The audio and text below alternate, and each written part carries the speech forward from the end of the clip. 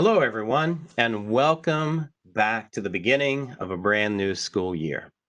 My name is Keith Schubert, and I work for NARIC's Data Security and Privacy team. Today, I'm going to share with you EdLaw 2D and me. What does it mean, and why are we doing it?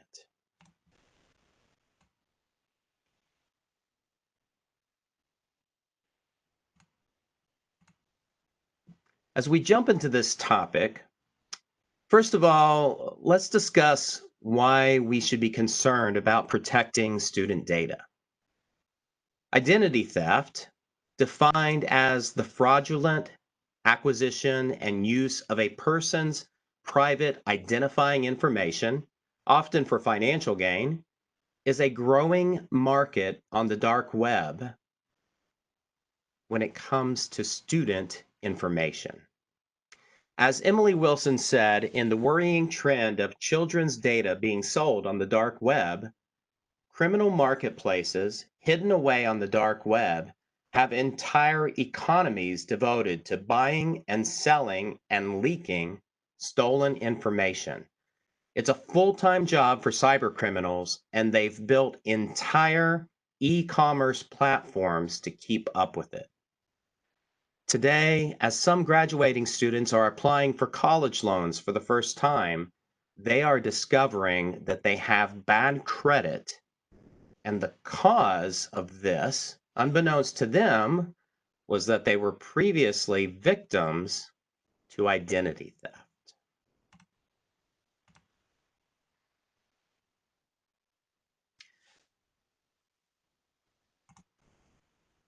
So, why would someone want student data? Well, generally, it's for financial gain, but there could also be other reasons. There are also other tactics, several tactics, including not just identity theft, but targeted advertising, social engineering, cyberbullying, and geolocation tracking.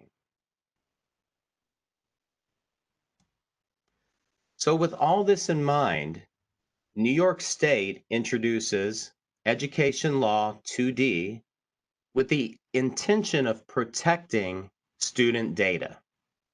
To protect student data from being used for commercial purposes, to protect student data from being used for really any purposes other than the educational benefit of students, to protect student data by ensuring that those who have access to student data are properly trained on how to use it, to protect student data by including a district's Bill of Rights to all of their software vendors, making sure those software vendors are in agreement with it and are also willing to abide by it, and reviewing those software vendors' privacy and security practices as well.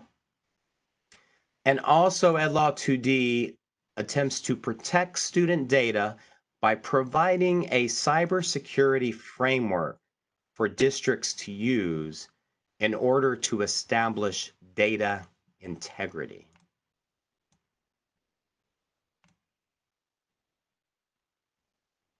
So let's talk specifically about what data is protected under EdLaw 2D. Well, as it pertains to student data, the law applies to what we call PII, or personally identifiable information. PII is broadly defined to include, but not be limited to, information such as the student's name, the student's parents' names or other family members, the student's address or the address of the student's family, the student's ID number, social security number, biometric data, the student's date or place of birth, or the mother's maiden name. Again, it's important to understand that this list is not exhaustive, but is rather given as an example of the type of information that would be considered personally identifiable information and protected under Education Law 2D. Also protected under Ed Law 2D is teacher and principal data. Specifically, teacher or principal data means personally identifiable information from the records of an educational agency relating to the annual professional performance reviews, or APPR, of classroom teachers or principals that is confidential and not subject to public release under applicable laws.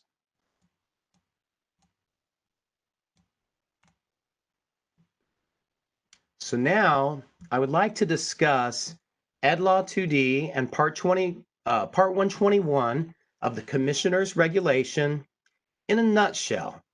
Essentially, there are 9 main categories or elements of this law, and they consist of, number 1, the protection of personally identifiable information.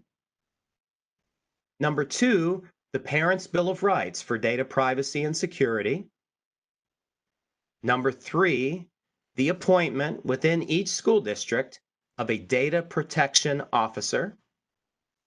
Number 4, the adoption of a data security and privacy policy by each school district.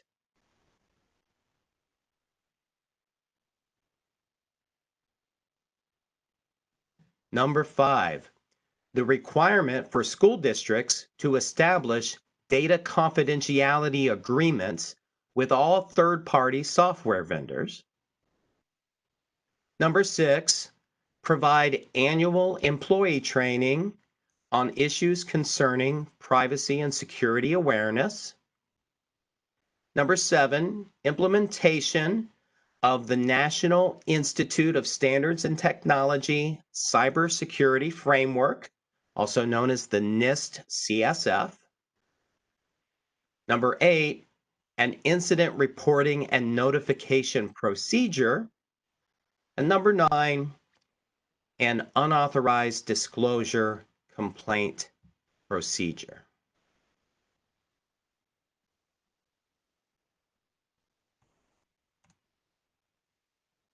So now, that is a very broad and general overview of all of the elements of Ed Law 2D. Many of those elements are going to be addressed by your data protection officer, and those are going to be handled in the background. But you may be saying to yourself, what does this have to do with me? How can I apply or take action on Ed Law 2D requirements on a day-to-day basis? Well, today I would like to specifically ask you to consider 3 areas to target for improvement in the coming school year. These are areas specifically addressed by Ed Law 2D or are general cybersecurity best practices that will greatly help your school district in establishing a more secure cybersecurity environment. The first one concerns software. Currently, your district is in the process of vetting software vendors. In other words, they are making sure that those vendors are playing by the rules when it comes to protected student and teacher data. So please use only software approved by your district, and please be patient when requesting new software so as to allow time for new vendors to be appropriately vetted by your district administration and your data protection officer.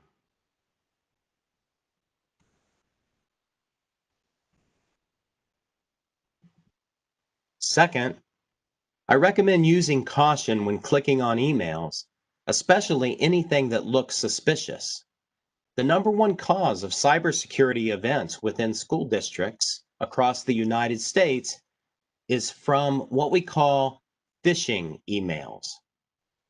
Phishing is defined as the fraudulent practice of sending emails purportedly from reputable companies or friends or coworkers in order to induce individuals to reveal personal information, such as passwords or credit card numbers, in order to get them to click on a website URL or download a file that could potentially be dangerous, contain malware or ransomware.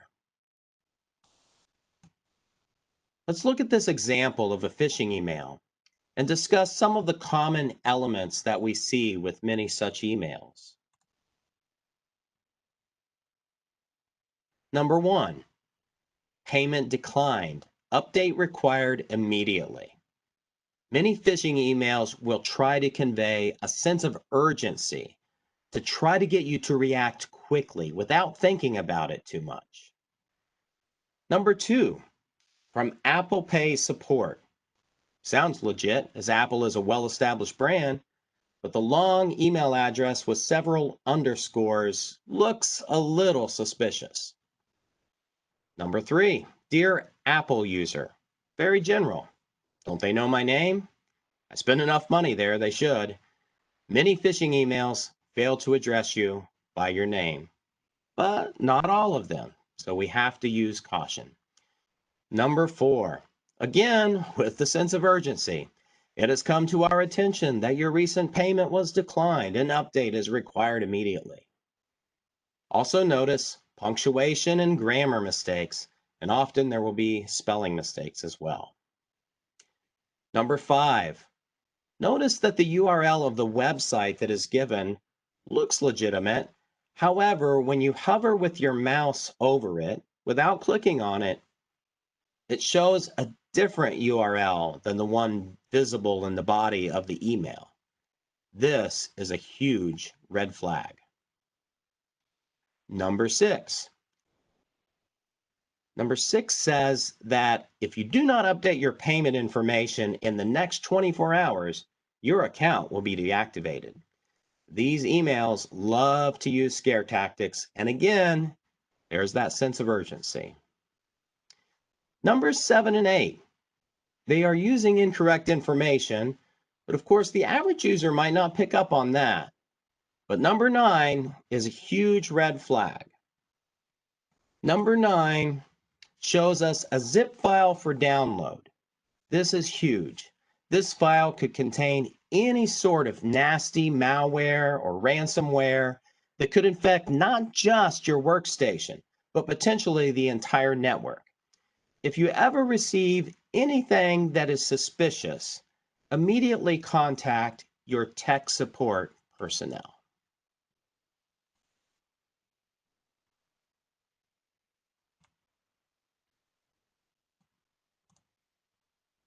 All right, so that brings me to my third suggestion, passwords.